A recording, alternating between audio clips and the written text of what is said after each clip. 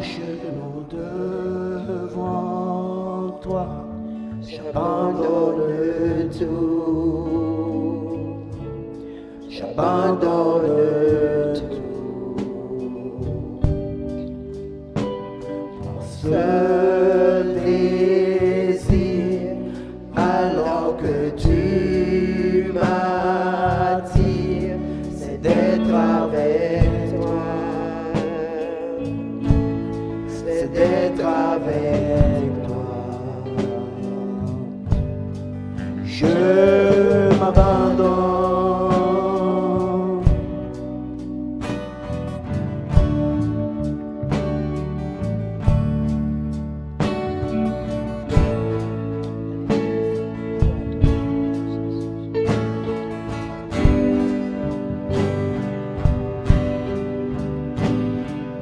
Par ta grâce, viens inonder mon âme. J'ai besoin de toi.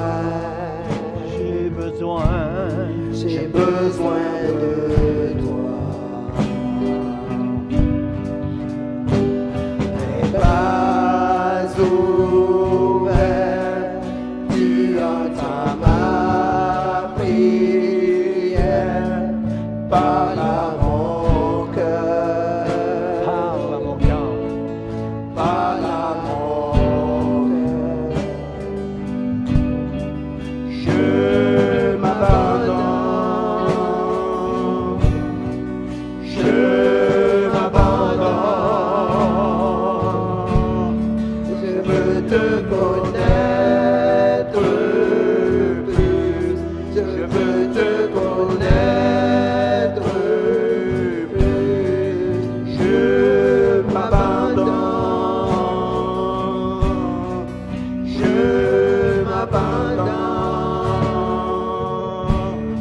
Je veux te connaître plus, je veux te connaître plus.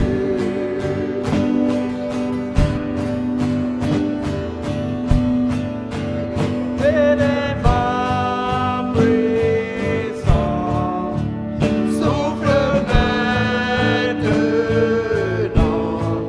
Je viens régner en moi. Tel un ouragan, réveille mon âme. Dieu vient régner en moi. Tel un vent puissant, souffle maintenant. Dieu vient régner en moi. Tel un ouragan, réveille mon âme. Dieu vient régner en moi. Je m'abandonne, je m'abandonne. Je veux te connaître plus, je veux te connaître plus. Je m'abandonne, je m'abandonne. Je veux te connaître plus, je veux te connaître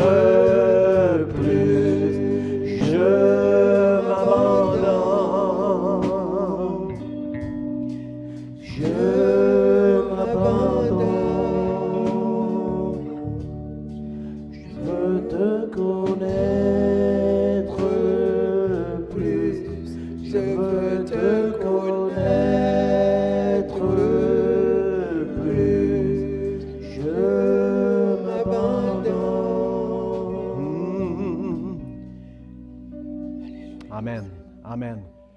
Que tous ceux qui croient à la maison au travers de Facebook et dans ce lieu, que la chose qui peut te rendre la plus heureuse dans ta vie, c'est de t'abandonner à Dieu et de faire sa volonté. Dites Amen. Si vous le croyez, dites Amen, Amen. Gloire à Dieu. Nous sommes dans une série qui s'appelle sa volonté souveraine. La volonté souveraine de Dieu, c'est la chose la plus mystérieuse. On ne la comprend pas. On n'est pas toujours béni, dans le sens que parfois, comme par exemple dans les temps que nous vivons avec la COVID, c'est vraiment pas... il y a beaucoup de pression dans les maisons, il y a beaucoup de pression sur les commerces, sur les églises, sur les hommes, sur les femmes, les enfants. Il y a de la pression partout. On apprend que plein de gens sont oubliés à gauche et à droite, sont isolés dans leur confinement. Et ce n'est pas facile la vie en ce moment, frères et sœurs. Mais Dieu, quelque part, a permis ce confinement-là parce qu'il est le souverain, il est le Dieu tout-puissant. Alors, si Dieu a permis ces choses-là, il est possible, au travers de cette pression que nous vivons, de connaître la joie d'être dans les bras du Seigneur, entourés de sa grâce, si nous arrivons à nous abandonner à lui. Je me souviens de cette histoire d'un pasteur qui prend une marche et à un moment donné, il rencontre son voisin qui est un vendeur de savon. Ils marchent ensemble, puis le vendeur de savon, à un moment donné, dit au pasteur, ça fait des milliers d'années qu'on prêche l'Évangile, qu'il y a toutes sortes de religions dans le monde, et le monde ne s'améliore pas. On entend parler de guerre, on entend parler dans les médias, les nouvelles, c'est jamais très, c'est pas très beau. C'est pas très beau ce qui se passe dans la vie. Alors, pourquoi continuer à prêcher comme vous faites l'amour de Dieu, la justice de Dieu et toutes ces choses-là? Et le pasteur, à un moment donné, ce qui l'a aidé, c'est qu'en marchant, il passe devant un parc, c'était le matin, après une nuit où il n'avait plu. Et il y avait un jeune homme qui jouait dans le carré de sable dans le parc, et vous comprenez qu'il était tout sale. Alors, ça donnait une idée au pasteur de dire au vendeur, écoute, ce jeune homme-là, à quoi il sert ton savon? Il est tout sale. Ben, oui. Le vendeur dit, voyons, pasteur, c'est certain que ce jeune homme-là, s'il rentre chez eux, puis il se lave, il va être propre, il va être super. Alors, le savon, il faut s'en servir pour que ça marche. Ben, le pasteur dit, voilà, eh bien voilà. L'évangile que je prêche, il faut le mettre en pratique pour que ça marche dans ta vie. Alors, ce matin, le message, tout ce que tu dois entendre du message que pasteur Jean va te prêcher, ce matin, c'est abandonne-toi à Dieu. Comme on vient de chanter, abandonne-toi à Dieu, obéis à Dieu. Mets sur la tablette pour un moment tout ce qui est important pour toi, tout ce que tu considères qui devrait prendre place dans ta vie, juste abandonne-toi à Dieu parce que les rêves que Dieu a mis dans ton cœur, ils vont se réaliser. Mais il y a des choses dans ton cœur que tu voudrais qu'ils se réalisent, mais c'est mieux pour toi qu'elles ne se réalisent pas. Fais juste confiance à la volonté souveraine de Dieu qui veut ton bonheur, qui veut ta joie ce matin. Le texte qu'on va regarder ensemble, c'est dans Matthieu, chapitre 7, verset 21. Ce passage-là va nous aider à comprendre que nous, les chrétiens, on doit arrêter de venir à l'Église juste pour emmagasiner de l'information. À un moment donné, il faut la mettre en pratique. Il faut arrêter de venir semaine après semaine, entendre un sermon, lire la Bible et juste emmagasiner sans jamais passer à l'action, sans jamais mettre en pratique tout ce qu'on reçoit. Alors, soyons des brebis en santé, soyons des brebis qui se mettent en forme en mettant en pratique ce que la parole de Dieu nous enseigne. Et ce matin, c'est un passage que j'aime de Jésus. C'est que, vous savez, il y a des personnes qui parlent, c'est bien lorsque tu l'entends, et après, c'est fini. Tu l'as mis dans une place dans ta tête, là, puis tu as fermé le tiroir. Jésus ne laisse jamais, lorsqu'il parle avec tellement d'autorité, il ne nous laisse jamais comme quelque chose qu'on peut juste classer quelque part. Ça nous trouble, ça nous parle, ça nous enseigne, ça nous pousse à prendre une décision souvent. Jésus avait ce don que ses paroles précèdent une action. Et ce matin, cette action ça semble être passif de s'abandonner à Dieu. Il n'y a rien de passif dans s'abandonner à Dieu. S'abandonner à Dieu, c'est de se mettre à l'œuvre pour faire un paquet de choses qu'on ne ferait pas si on refusait de se soumettre à sa volonté. Alors ce matin, en tant que Dieu désire ce matin que tu t'abandonnes à lui. Dieu désire ce matin que tu fasses sa volonté. Et le texte qu'on regarde ce matin, c'est Jésus. On est au chapitre 7 de Matthieu. Vous savez, il y a le chapitre 5, le sermon sur la montagne, qui continue jusqu'à la fin du chapitre 7. On est à la fin du chapitre 7, juste avant où Jésus enseigne que notre maison en parlant de la maison spirituelle, de notre marche avec lui toute notre vie dans la foi, notre maison doit être bâtie sur le roc. Les fondements de notre maison spirituelle doivent être solides. On doit mettre en pratique la parole de Dieu. Et là, ici, juste avant d'arriver à ce passage-là qui termine le chapitre 7, il nous dit, « Ceux qui me disent, Seigneur, Seigneur, n'entreront pas tous dans le royaume des cieux. » Déjà là, ça parle. Ceux qui me disent, Seigneur, Seigneur, ils m'appellent, ils me voient, ils me disent, Seigneur, Seigneur, ils n'entreront pas tous dans le royaume des cieux. Mais celui-là seul, j'aimerais que vous puissiez répéter ce passage-là avec moi. Celui-là seul qui fait la volonté de mon Père qui est dans les cieux. Arrête d'appeler Jésus Seigneur si tu ne veux pas faire sa volonté. Si tu appelles Jésus Seigneur parce que tu fais sa volonté, considère que tu vas entrer dans le ciel, c'est sûr, c'est sûr, c'est sûr. C'est pas d'appeler Jésus Seigneur qui est bien. C'est pas de chanter « Il est Seigneur », mais c'est de faire la volonté de Dieu, de faire la volonté du Père. C'est ça qui est important. Et ici, ce matin, avant de prêcher le message que je vais vous prêcher, j'aimerais ça faire un avertissement. On est rendu dans notre monde moderne. Le monde a tellement bien fait sa job. Les médias ont tellement bien fait la job. Ceux qui manifestent à gauche et à droite contre l'autorité, et tous les complotistes, et tous les gens tous les rebelles de ce monde, tous ceux qui sont animés d'un esprit rebelle, vont croiser les bras ce matin lorsqu'ils vont m'entendre prêcher. J'aimerais ça mettre un avertissement ce matin du genre, le sermon que vous allez entendre comporte des valeurs d'une autre époque. Comprenez-vous que ce matin, ce que je vais vous prêcher, il y en a plusieurs qui vont faire comme ça dans la maison, au travers du Facebook, ou on va peut-être juste fermer l'émission de télévision. Ils vont juste fermer. Ce matin, je veux vous prêcher sur la soumission. Ouh, quel mot, hein? Quelqu'un m'a dit, pasteur, change le mot soumission pour respect. Les gens vont plus comprendre. Parce que c'est ça. La soumission, c'est d'avoir du respect pour l'autorité. Mais le respect exige la soumission. Tu ne peux pas appeler Dieu Seigneur. Tu ne peux pas appeler Jésus Seigneur si tu n'es pas soumis à la volonté du Seigneur. Tu ne peux pas dire que tu es respectueux de qui que ce soit si tu n'es pas soumis aux lois qui nous régissent. Alors, ce matin, c'est ça, je veux vous dire on va parler de soumission ce matin. Puis la soumission, c'est quelque chose qui est mal perçu dans notre monde moderne. Pourquoi c'est mal perçu la soumission? Parce que, je vais vous dire, c'est comme une faiblesse. C'est comme ceux qui sont faibles qui ne se soumettent pas. Il y a comme une relation de supérieur à inférieur. C'est comme on est asservi lorsqu'on se lance dans la soumission. C'est comme si on est humilié. Asservi. C'est pas ça. C'est pas ça la soumission, frères et sœurs. La soumission, c'est quelque chose que Dieu désire dans le royaume de Dieu. C'est quelque chose qui vient de Dieu, qui est institué par Dieu, la soumission. Et vous savez, ceux qui sont en autorité ne sont pas plus grands, ne sont pas moins pécheurs que ceux qui sont soumis à cette autorité. Les erreurs même que font ceux qui sont en autorité n'enlèvent rien à la légitimité de la soumission de l'autorité. Ça n'enlève rien. Les gens qui sont en autorité font des erreurs. Les gens qui sont en autorité sont des pécheurs. Nous ne nous soumettons pas à l'autorité parce que ce sont des gens meilleurs que nous, ou plus grands ou supérieurs à nous. Nous nous soumettons aux principes que Dieu a institués dans ce monde, frères et sœurs.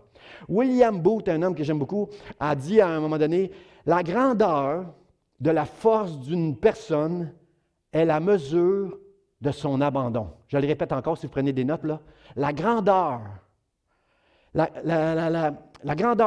de la force d'une personne est la mesure de son abandon.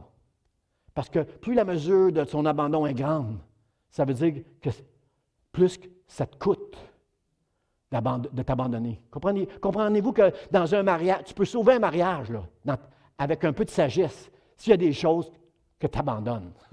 Si tu as la sagesse d'abandonner certains combats, dans la grandeur d'une personne, c'est la sagesse, c'est la mesure de son abandon. Parfois, ça demande beaucoup de s'abandonner. Parfois, ça demande beaucoup de « OK, Seigneur, c'était pas mon plan. Ce n'était pas mon plan, ce n'était pas ce que j'aurais voulu faire. C'est pas ce que je pense qui va me rendre heureux, mais je m'abandonne parce que tu me le demandes, Seigneur. Je me soumets à ta volonté. Comprenez-vous que c'est pas facile. Et plus tu vas t'abandonner, plus la mesure de ton abandon est grande, plus que ton abandon nous donne aussi la mesure de ta foi, nous donne la mesure de ta maturité, nous donne la mesure de combien tu vas être heureux dans la vie. Je le répète, s'abandonner, ce n'est pas passif. Je ne considère pas que je suis passif quand je m'abandonne à Dieu. Parce que quand je m'abandonne à Dieu, il m'amène à faire des choses que j'aurais peut-être pas fait à cause de ma volonté propre à moi, je ne les aurais pas fait. Mais je me suis abandonné à Dieu. J'ai fait la volonté de Dieu. Et c'est après coup. Ça prend du temps des fois avant de réaliser.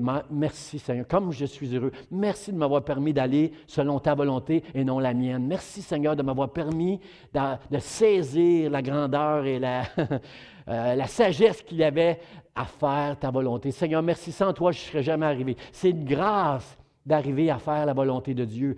Dieu nous aide à faire sa volonté lorsqu'on est un esprit de soumission, lorsqu'on est d'accord avec le principe de la soumission. J'aimerais qu'on lise un passage qui n'est pas facile encore. L'apôtre Paul il était bien cerné Jésus et ses messages et les paroles de Jésus qui précèdent l'action. Regardez ce que nous dit l'apôtre Paul dans Romains chapitre 13, versets 1 à 2.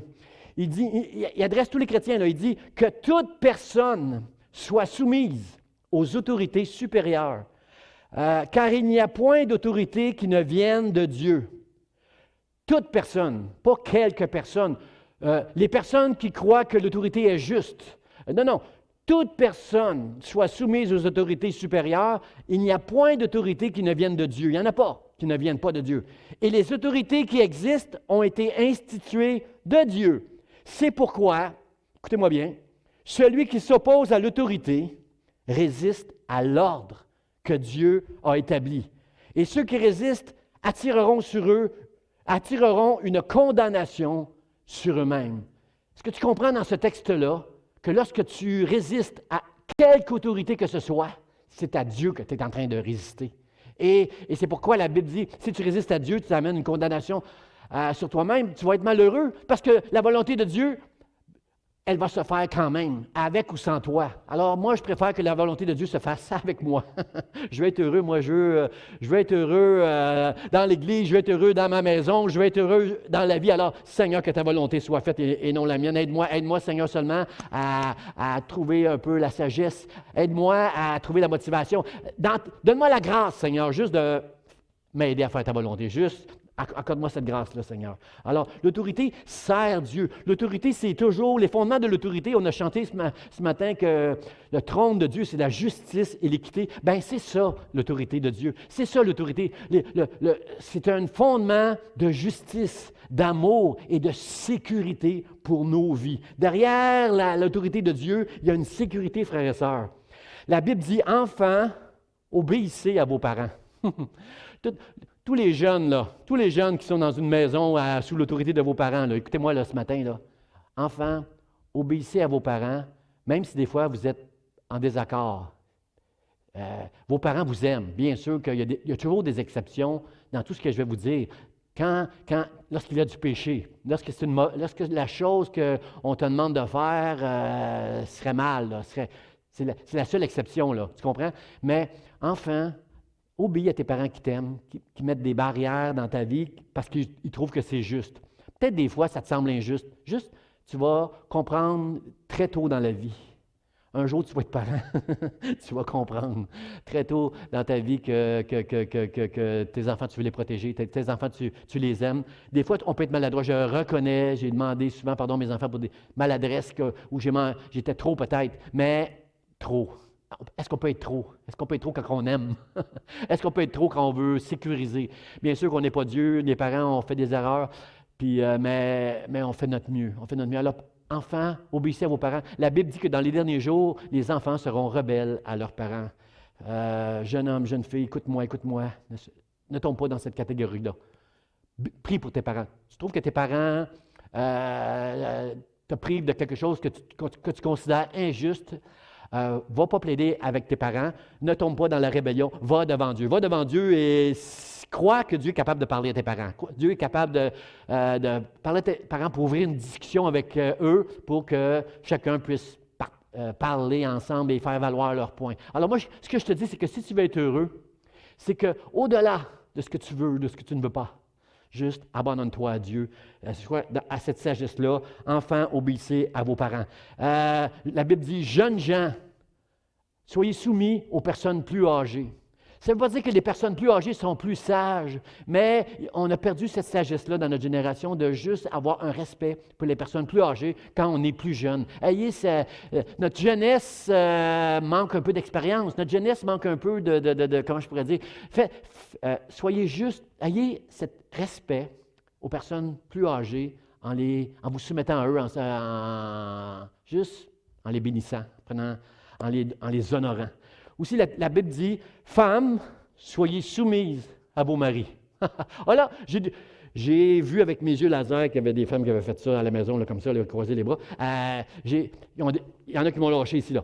Femmes, soyez soumises à vos maris. Ça, c'est un conseil que la Bible nous donne pour réussir nos mariages.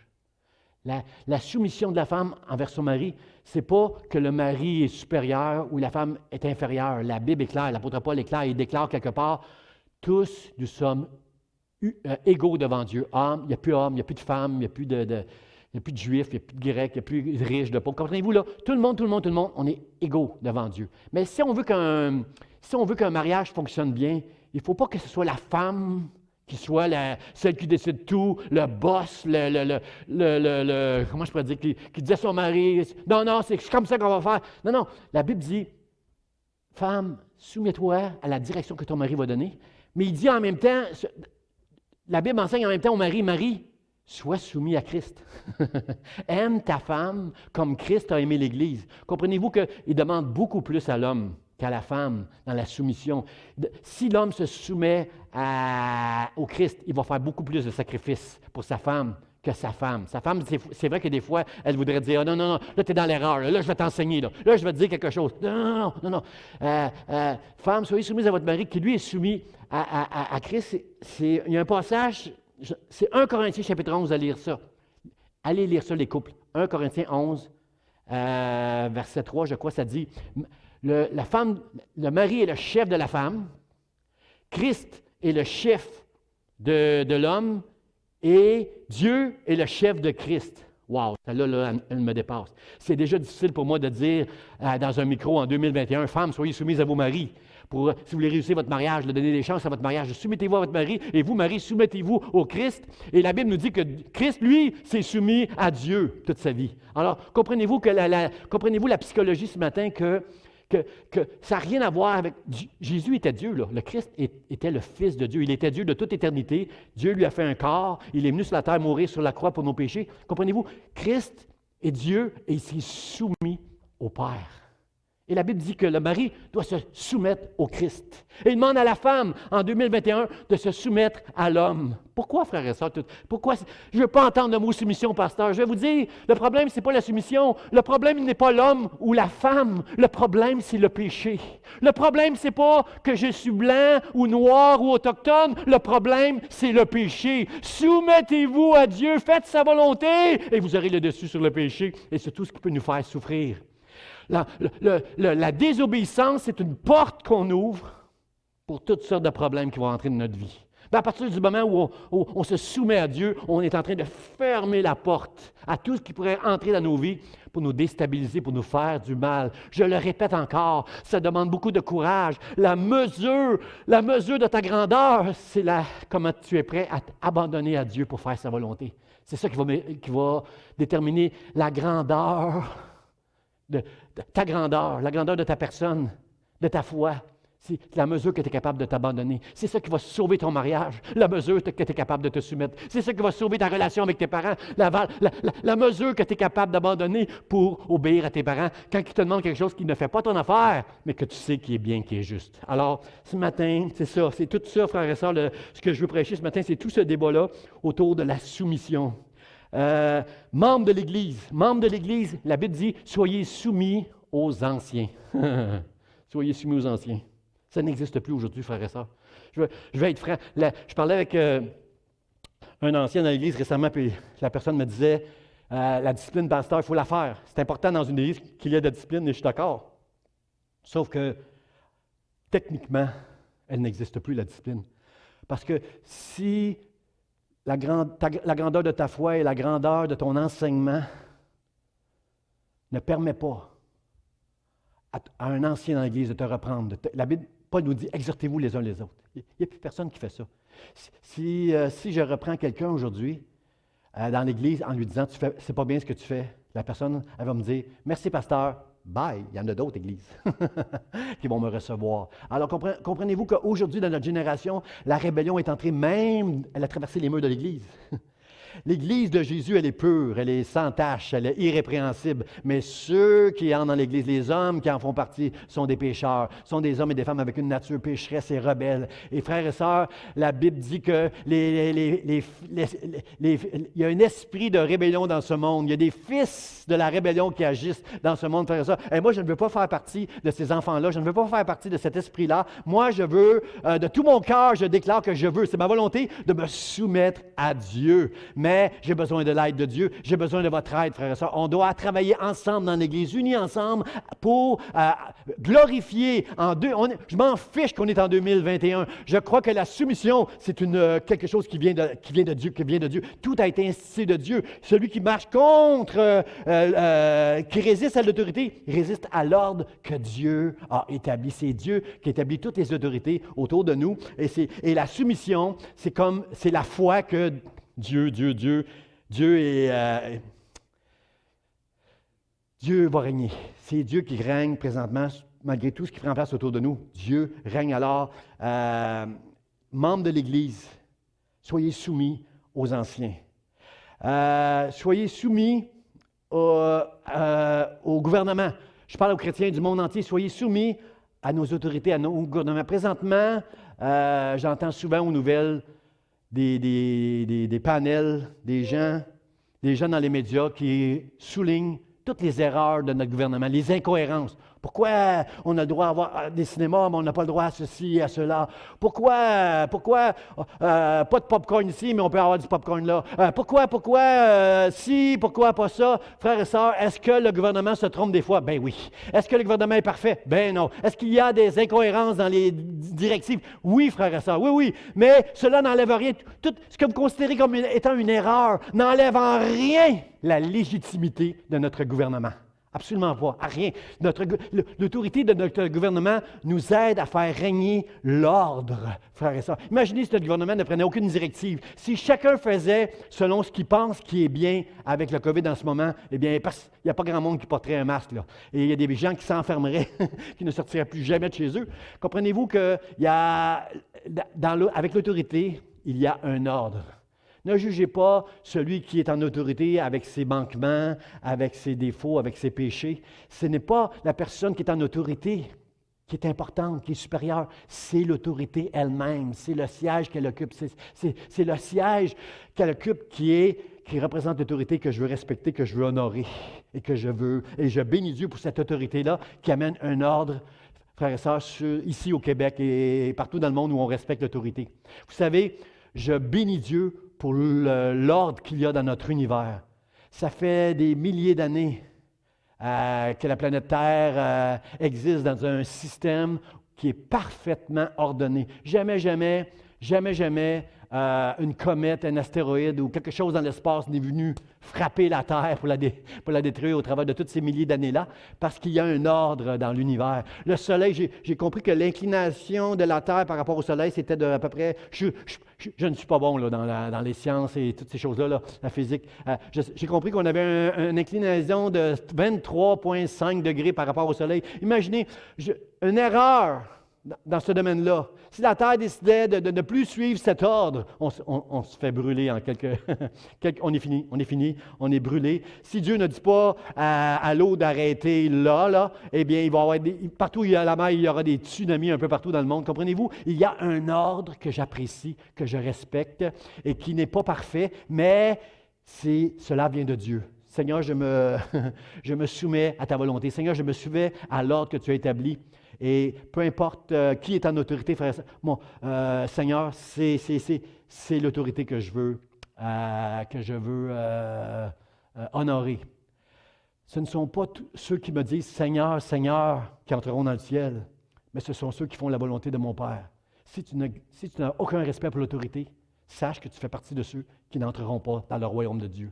Est-ce que je peux te dire que la rébellion a commencé dans le ciel?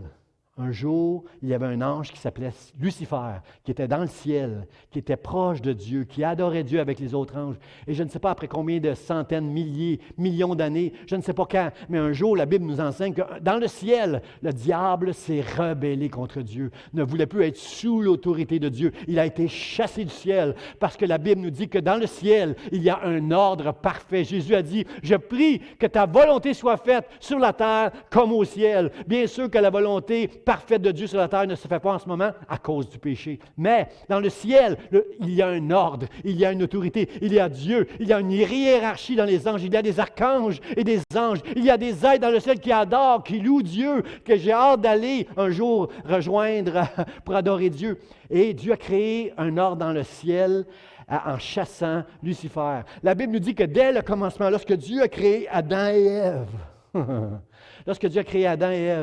le serpent est venu séduire la femme pour qu'elle désobéisse à Dieu. Il y avait seulement un ordre dans le paradis terrestre. Il y avait seulement un ordre au commencement. Tu ne toucheras pas aux fruits de cet arbre-là.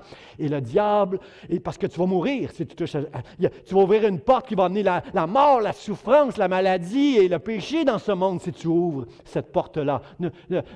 Tu es libre, mais ne touche pas aux fruits de cet arbre-là. Ève savait ça. Adam savait ça. C'était clair. Mais le serpent a dit à la femme, tu ne mourras pas. Ben non. Ça va juste ouvrir ton esprit, vous allez être comme Dieu. Alors, il a réussi à séduire la femme. Et j'aimerais vous dire que Adam n'était pas mieux que la femme. Adam n'était pas mieux que la femme. Il n'a mangé lui aussi de ce fruit-là, comme Ève. Sauf que quand le serpent a séduit Ève, Adam n'était pas là. Il y a beaucoup d'informations dans le fait qu'Adam n'était pas là. Quand Adam est revenu, puis qu'il a vu le fruit dans la main d'Ève, puis il a dit, non, on ne peut pas manger ce fruit-là. Dieu a dit de ne pas le manger. Elle a dit, oui. Et puis là, finalement, elle a convaincu Adam de le manger. Adam n'est pas mieux que Ève, là. Adam n'est pas mieux que Ève. Mais ce que je veux vous dire ce matin, c'est que l'autorité que Dieu a installée, c'est pour qu'il y ait un ordre. C'est pour qu'on soit capable, comprenne que d'obéir à Dieu va fermer la porte à la mort, à la souffrance, à l'esclavage, au péché. Mais qu'à partir du moment où on désobéit dans notre vie, qu'on manque de respect à l'autorité que Dieu a instituée, on ouvre la porte à toutes sortes de choses qui vont nous voler la joie, le bonheur de marcher avec Dieu d'une manière qui est juste, en se soumettant à lui, en s'abandonnant à lui. Ce que je veux vous dire ce matin, je veux remercier Dieu pour l'ordre qu'il donne dans cet univers. Je veux remercier Dieu parce que si, au travers d'un seul homme, Adam et Ève, est entrée la mort dans ce monde, au travers de Christ, Christ a fermé la porte à la mort. Il a englouti la mort dans sa propre mort sur la croix. Et maintenant, j'ai la vie éternelle parce que je crois que Jésus a fermé la porte du péché dans ce monde pour tous ceux qui croient en lui, pour tous ceux qui ont mis leur foi en lui. La porte a été fermée. Alors ce matin, je veux dire merci au Seigneur qui a dit, je bâtirai mon Église et toutes les portes de l'enfer ne prévaudront point contre elle. Aucune porte n'aura un avantage sur mon Église. Même si c'est des hommes et des femmes pécheurs dans mon Église, ce sont des hommes et des femmes qui obéissent à la foi, qui se soumettent à moi, qui s'abandonnent à moi, et aucune porte de l'enfer n'aura le dessus sur mon Église dans le nom de Jésus. Dites Amen à la maison. C'est une très bonne nouvelle ce matin de savoir que celui qui marche avec Dieu, aussi imparfait qu'il est, aussi pécheresse que vous pouvez l'être, Dieu a arrêté la puissance du péché dans ta vie. Tu ne mourras pas, Dieu va prendre soin de toi à cause de ta foi, à cause de ton obéissance et de ton abandon pour lui. Amen. Jésus s'est rendu obéissant jusqu'à la mort pour briser la puissance de la mort. Et merci Seigneur. Mon premier point ce matin que je veux qu'on comprenne, c'est que Jésus est Seigneur. Il est Seigneur. Ceux qui me disent Seigneur, Seigneur, n'entreront pas tous dans le royaume des dieux, dans le royaume des cieux. Jésus est Seigneur ce matin. C'est important qu'on comprenne que Jésus est Seigneur. Jésus, toute sa vie, Jésus voulait faire la volonté de Dieu. Je suis venu faire la volonté de celui qui m'a envoyé. Jésus, c'est notre exemple. Jésus, c'est avec beaucoup d'humilité qu'on doit comprendre tout le principe de la soumission, de l'autorité. Ne prends pas une autorité qui ne t'a pas été donnée. Soumets-toi à Dieu. Soumets-toi aux autorités que Dieu place devant toi. C'est comme ça que tu vas connaître le bonheur. C'est comme ça que... avec l'autorité vient un ordre.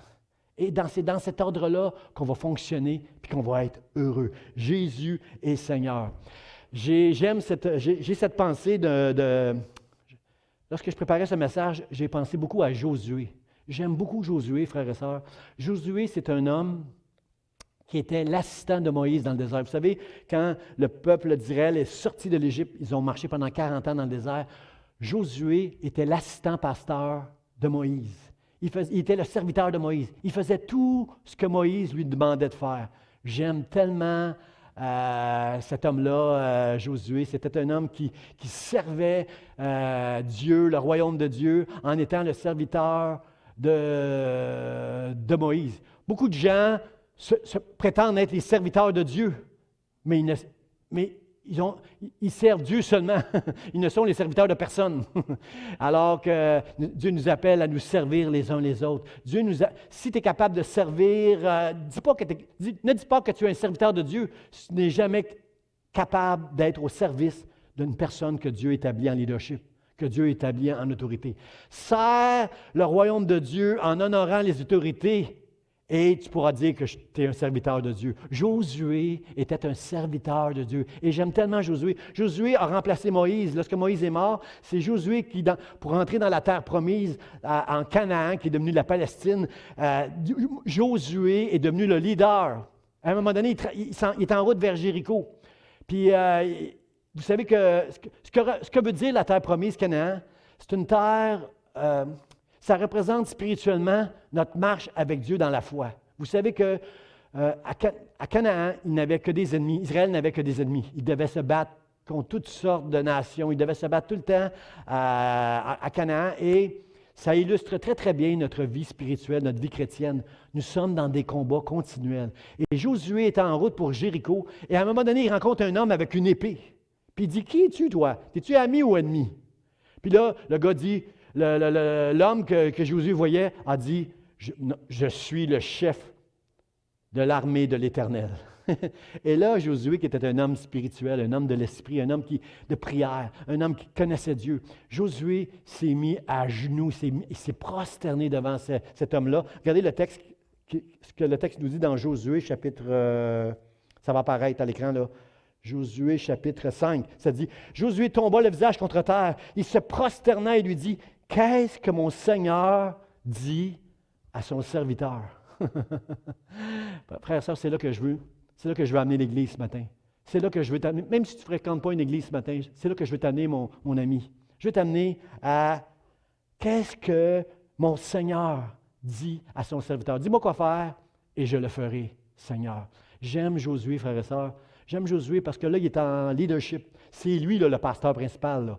Et c'est lui qui doit conduire le peuple au travers de toutes sortes de combats difficiles. Au travers, comprenez-vous, là, la vie chrétienne, c'est des combats. La vie chrétienne, on doit se tenir devant Dieu et se soumettre à Dieu. Et jamais c'est facile parce que notre chair, elle est là. Nous avons des désirs dans notre cœur, une volonté propre. Et ce n'est pas facile de s'abandonner et de faire la volonté de Dieu. Et c'est là que j'apprécie tellement Josué. Josué, toute sa vie, a été l'assistant de Moïse. Mais là, il est le pasteur principal. Est-ce que je peux vous dire, frères et sœurs, que pendant une vingtaine d'années, moi, j'étais assistant pasteur. Est-ce que je peux vous dire que c'est les années où je suis le plus satisfait de moi? C'est des années où j'étais loyal. C'est des années où je servais Dieu en assistant le pasteur. Dis-moi quoi faire, pasteur, je vais le faire. J'étais dans la prière pour mon pasteur. J'étais là pour alléger les tâches de mon pasteur. Je faisais la portion qu'il me donnait. C'était les années où je suis le plus fier de moi. C'est les années où c'était facile de servir Dieu en servant l'homme que Dieu a mis en place dans l'Église. C'est la chose la plus facile à faire et bénissante de savoir qu'on sert le royaume de Dieu en faisant ce que la personne que Dieu a installée, ce qu'elle me demande de faire, je vais le faire. C'est des années où je suis content, je sais que j'ai été fidèle, je sais que je me suis soumis à Dieu en faisant ce qu'on me demandait de faire. Et ça, c'était des années faciles. Maintenant que je suis le pasteur principal c'est ma 8e année que je commence, il y a des moments où c'est plus difficile, frères et sœurs. Parce qu'il y a des décisions difficiles que j'ai dû prendre. Il y a des gens, parfois, que j'ai dû reprendre. Et le ciel, il y a eu des confrontations qui fait que c'est le ciel seulement qui va révéler si j'ai agi avec droiture ou si j'ai manqué un peu de sagesse. Là, le ciel le révélera. C'était beaucoup plus facile de juste me plier à la volonté des hommes en autorité que d'exercer moi-même une autorité aujourd'hui. Ça prend beaucoup d'humilité pour exercer l'autorité, frères et sœurs. Ça prend beaucoup de soumission dans notre vie pour arriver à exercer l'autorité.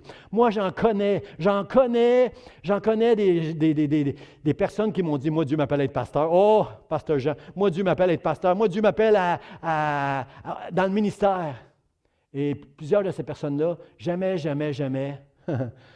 n'ont réalisé leur appel. Je crois qu'ils étaient vraiment appelés, moi. Moi, je crois vraiment que lorsqu'ils me disaient ça, qu'ils entendaient l'appel de Dieu, je crois vraiment qu'ils étaient appelés à servir Dieu.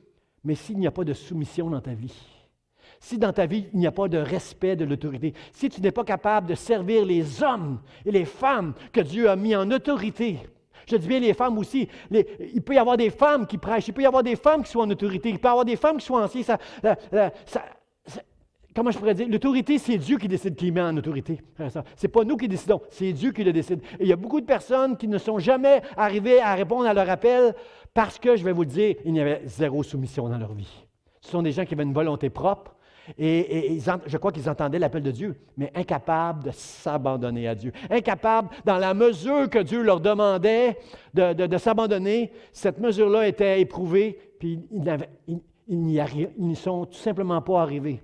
Si tu veux servir le Seigneur, si tu veux appeler Dieu Seigneur, tu dois te soumettre à sa volonté. Tu dois abandonner parfois ta volonté propre et tes désirs à toi pour épouser et embrasser ceux du Seigneur. Alors, c'est la grandeur de ta foi et de ton service pour Dieu, la grandeur de l'intensité de ton cœur, quand tu appelles Dieu Seigneur, va se refléter dans ta soumission et dans ton abandon à faire sa volonté. Est-ce que je peux entendre?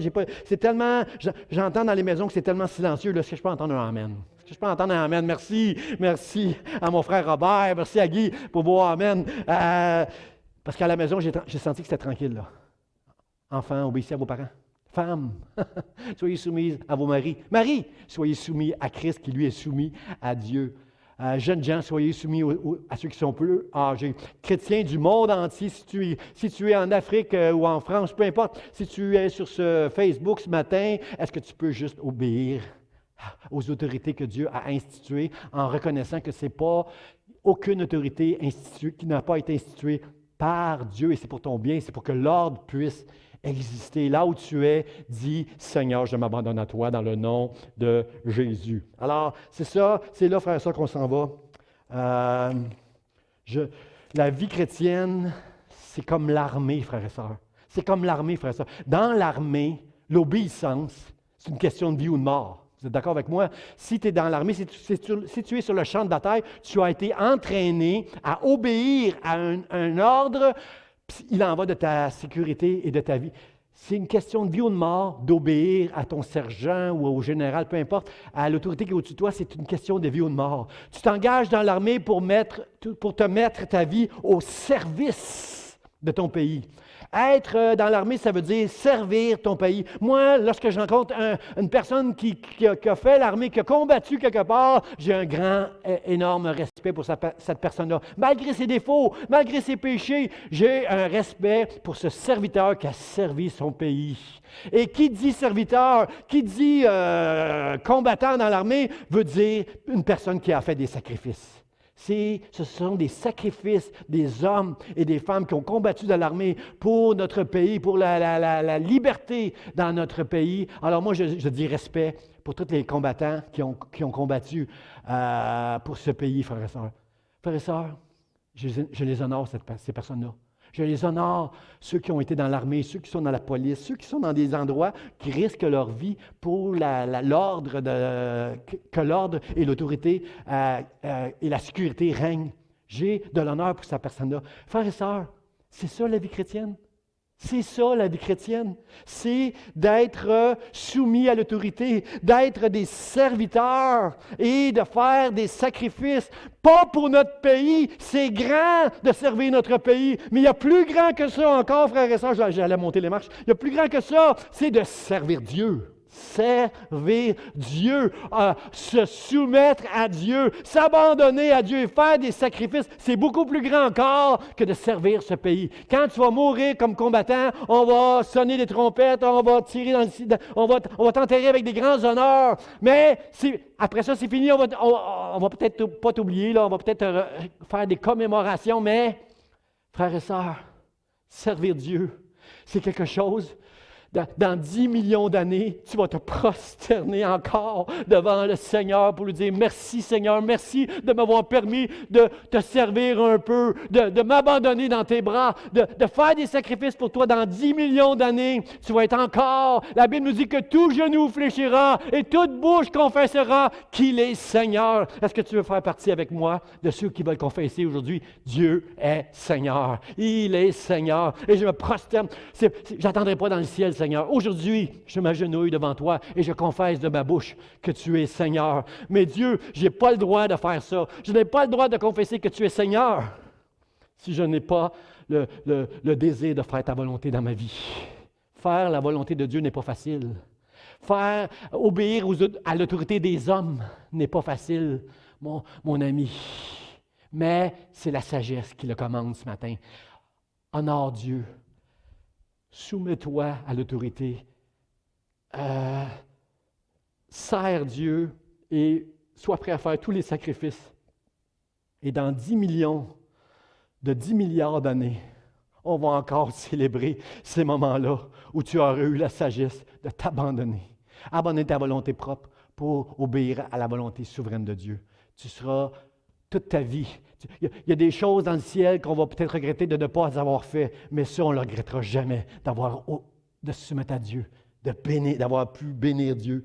Frères et sœurs, la Bible nous dit que pas la Bible, les statistiques nous disent qu'au Québec, 50% des mariages finissent en divorce. Frères et sœurs, qui a gagné la guerre qui a gagné dans ces divorces-là? Lorsque tu fais passer ta volonté avant celle de Dieu. Lorsque tu refuses de t'abandonner parce que tu es sûr que tu as raison. Qui a gagné avec 50% de divorce? Combien ont souffert de toutes ces statistiques-là? Dans l'Ancien Testament, c'était écrit, si tu obéis à Dieu, voici toutes les bénédictions que tu auras. Si tu désobéis à Dieu, voici toutes les portes de malédiction que tu vas ouvrir dans ta vie.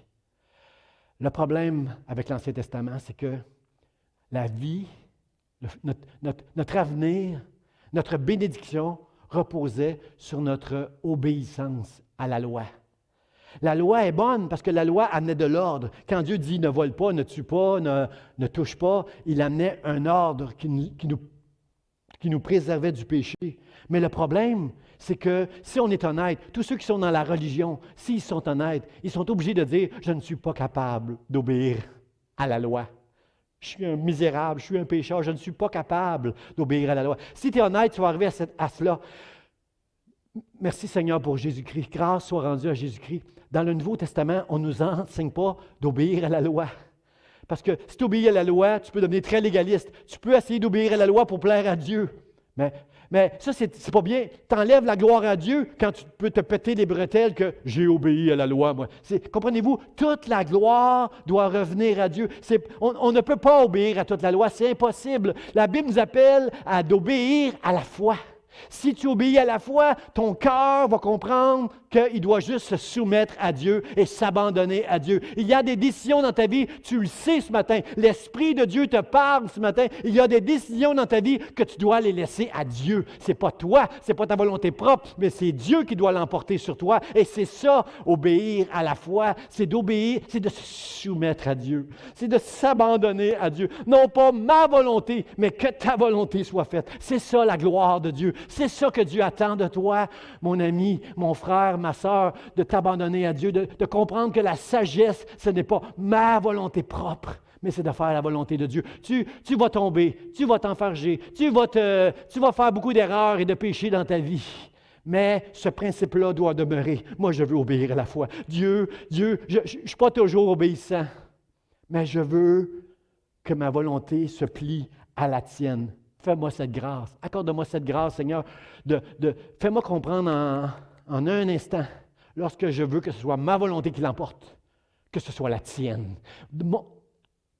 Apprends-moi la sagesse. Apprends-moi à compter, Seigneur. Apprends-moi à t'écouter, Seigneur, et à mettre en pratique ce que tu m'enseignes au travers de la foi que tu m'as donnée, au travers des Écritures que je vais lire, au travers de la prière, au travers d'un sermon que je vais entendre. Aide-moi, Seigneur, à faire ta volonté. Je m'abandonne à toi de tout mon cœur dans le nom de Jésus. Et ça, c'est une grâce. C'est pas moi. Jamais, jamais au ciel, je pourrais me vanter d'avoir été parfait dans ma volonté. C'est une grâce que tu me donnes, Seigneur.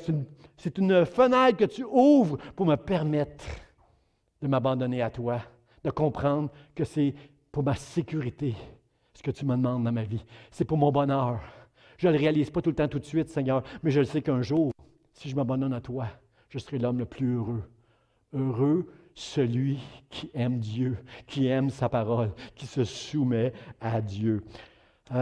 Mon frère, ma soeur, obéir à Dieu peut être charnel des fois. Ce n'est pas de cette obéissance-là que je parle. Je parle d'une soumission à un principe. Je parle d'une soumission, celui qui aime Dieu de tout son cœur. De tout son cœur, je le répète. Celui qui aime Dieu de tout son cœur va être capable de se soumettre à Dieu.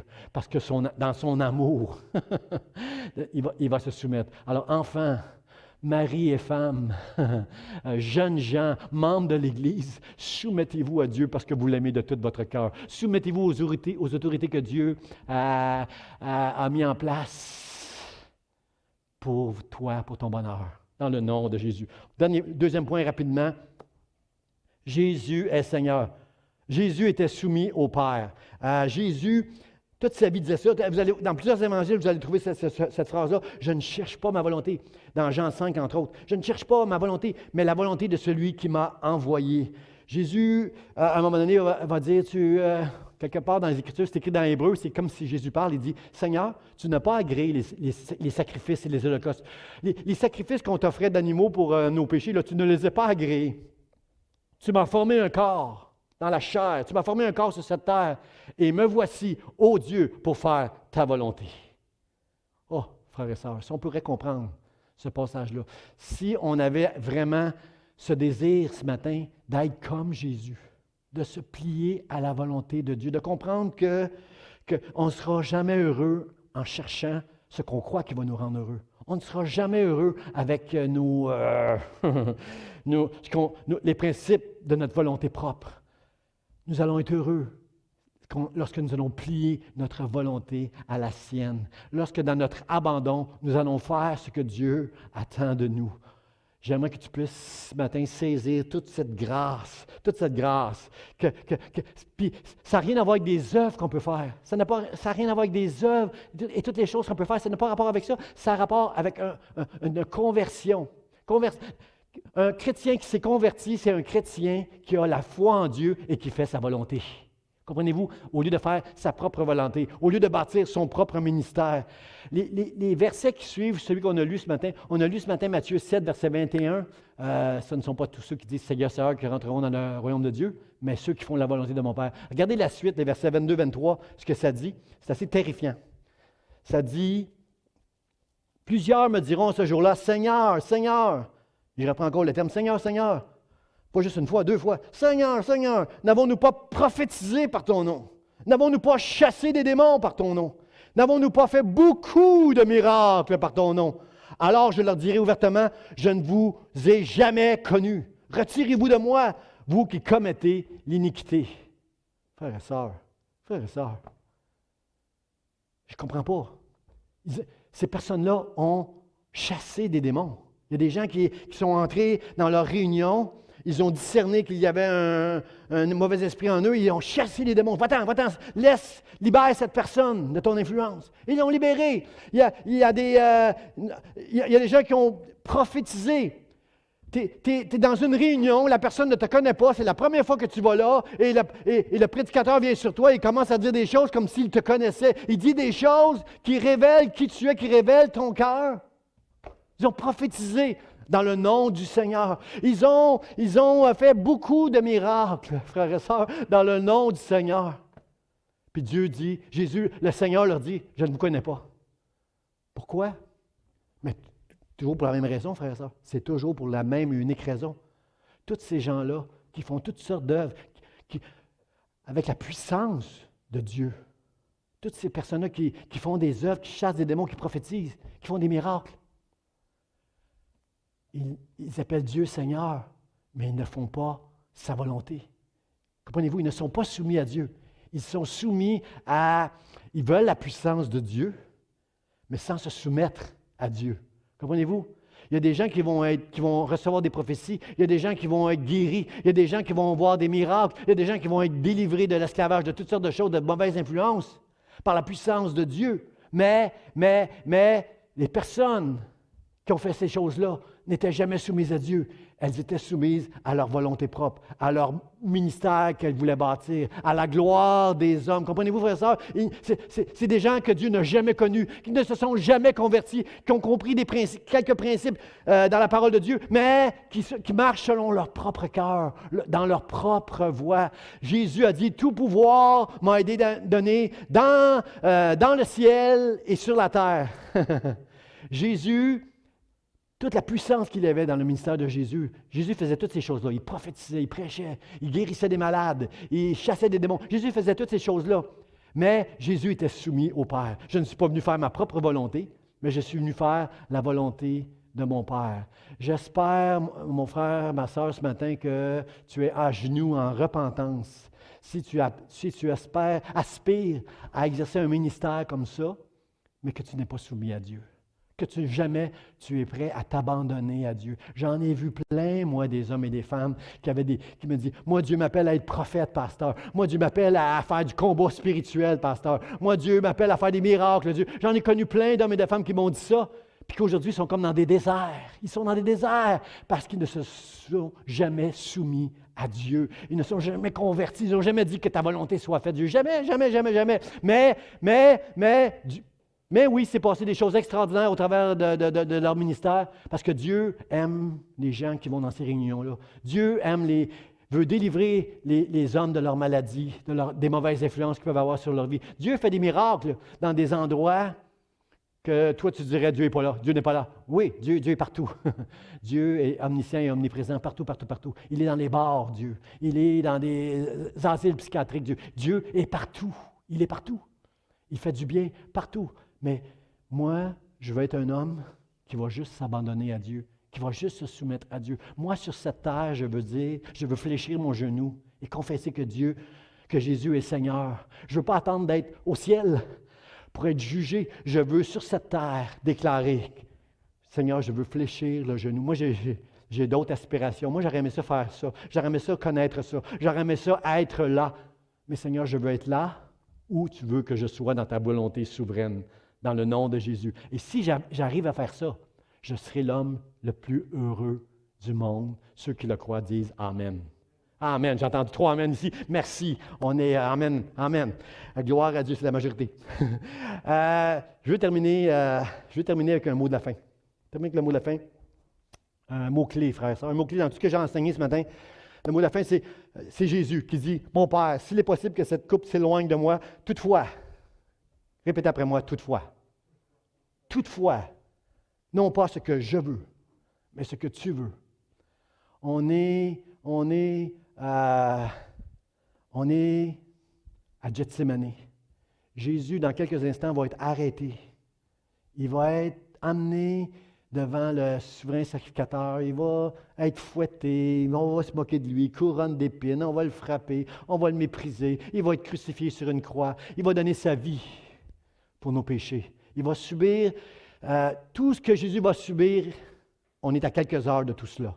Il est à Gethsémani, il est en train de prier. Il a amené avec lui, parmi les disciples, les trois qui étaient le plus proches de lui tout le temps, là, Pierre, Jean et Jacques, qui sont avec lui. Il les a amenés avec lui. Pourquoi?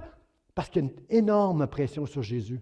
Et moi, là, je ne crois pas du tout que c'était... Ben oui, Jésus savait physiquement ce qu'il allait endurer. Je crois que ça ne faisait pas plaisir à Jésus de savoir qu'il allait être crucifié, de savoir qu'il allait être flagellé, de savoir qu'il allait être rejeté, méprisé. Ça ne faisait pas plaisir à Jésus. Mais je crois que c'est beaucoup plus que ça, que Jésus, le combat de Jésus. La Bible dit que dans le jardin de Gethsémani, sa sueur, il y avait du sang dans sa sueur. Pouvez-vous imaginer la pression qu'il y avait à l'intérieur, le stress qu'il y avait à l'intérieur de Jésus dans sa prière? Il y avait des grumeaux de sang. J'ai vu sur Internet que on appelle ça disater. Il y a un mot pour ça. C'est un énorme stress. Ça arrive quelquefois il y a des cas comme ça qui sont documentés là, en médecine. Là. Ça arrive. Pouvez-vous imaginer la pression que Jésus vivait? Et c'est Pierre, Jean, Jacques qui l'a amené avec lui pour prier dans ces quelques moments qui précèdent sa vie qui va être brisée, la mort qu'il va connaître, et aussi Jésus va porter nos péchés. Là. Jésus qui est pur, qui est saint, 3 fois saint, va porter nos péchés. Je ne peux imaginer ça, frère et sœur.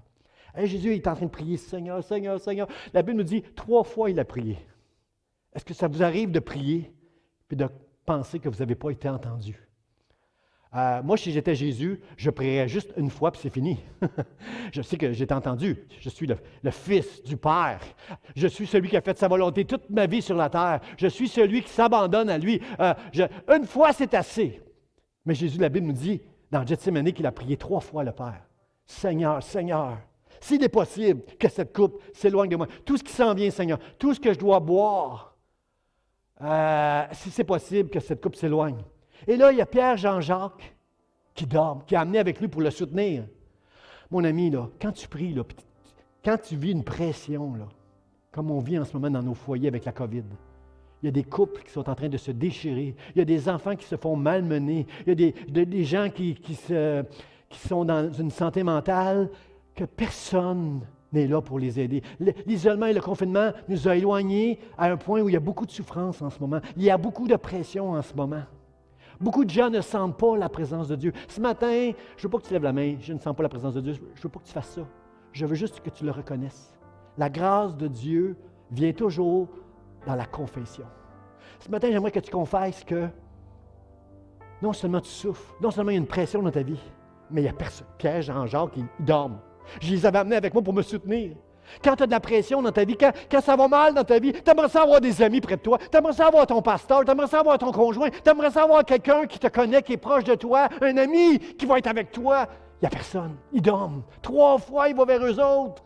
Puis ils dorment dans l'heure la plus critique de sa vie, alors qu'il sue du sang tellement la pression est grande dans Jésus-Christ. Il ne va pas prier 1 fois, il ne va pas prier 2 fois, il va prier 3 fois, Seigneur, s'il est possible que cette coupe s'éloigne de moi.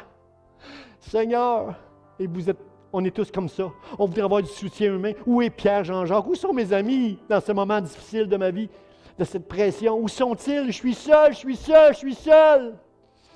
La vérité, c'est que tu te sens seul lorsqu'il y a une pression dans ta vie. La vérité, lorsque ton mariage va mal, tu te sens seul. Lorsque tes enfants ne t'écoutent pas, tu te sens seul. Lorsque ton patron, lorsque tu n'as pas le travail que tu voudrais avoir, tu n'es pas dans la vie, dans l'endroit où tu voudrais être, la vérité, c'est que tu es seul. Il n'y a personne qui est avec toi. C'est parce que Dieu veut t'amener à un endroit merveilleux qui s'appelle l'abandon. Dieu veut t'amener là. Dieu veut t'amener à ce que tu puisses dire, OK, Seigneur, malgré que tout, ils ne sont pas avec moi. Je sais qu'est-ce qui s'en vient, Seigneur, puis c'est trop pour moi. Mais non pas ma volonté. Toutefois, non pas ma volonté, mais que ta volonté soit faite, Seigneur.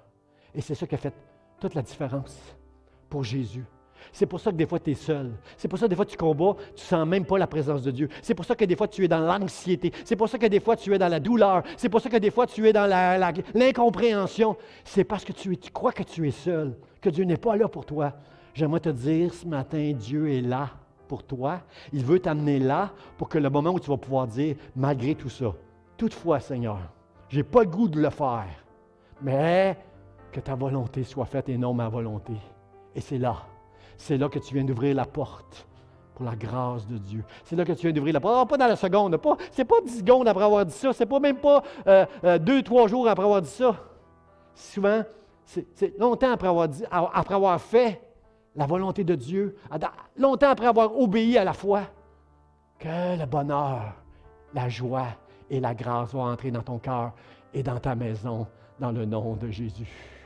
Alors ce matin, j'aimerais te dire que ce ne sera jamais facile de faire la volonté de Dieu. Ce ne sera jamais facile de se soumettre à Dieu. Mais j'aimerais que tu comprennes que ce que Jésus nous enseigne ici, c'est que, au-delà de la pression, lorsque tu vas dire, OK, toutefois, que ta volonté soit faite, tu viens d'ouvrir la porte à une grâce extraordinaire, à un mariage qui va être restauré, à une relation avec tes enfants qui va être restaurée, avec une relation avec les autres qui va être restaurée. Et tu vas être heureux dans le nom de Jésus. Seigneur, je te dis merci ce matin pour ce principe, Seigneur, de soumission qui en 2021 ne fait pas de sens, Seigneur. Il y a des gens qui m'ont peut-être abandonné dès le commencement de cette prédication parce que ça ne fait pas de sens aujourd'hui se soumettre, Seigneur. Mais Dieu, si je suis capable de me soumettre aux autorités qui sont devant moi, je prouve la mesure de ma foi que toute autorité a été instituée par toi et pour notre bonheur, notre sécurité, pour l'ordre. Seigneur, je te bénis ce matin de me donner la sagesse et la grâce de plier à ta volonté, Seigneur. Et Seigneur, je veux déclarer devant le ciel et devant tout l'univers que je veux faire ta volonté au nom de Jésus. Amen. Amen. Soyez bénis. Bon dimanche, mes amis. Bonne fin de journée.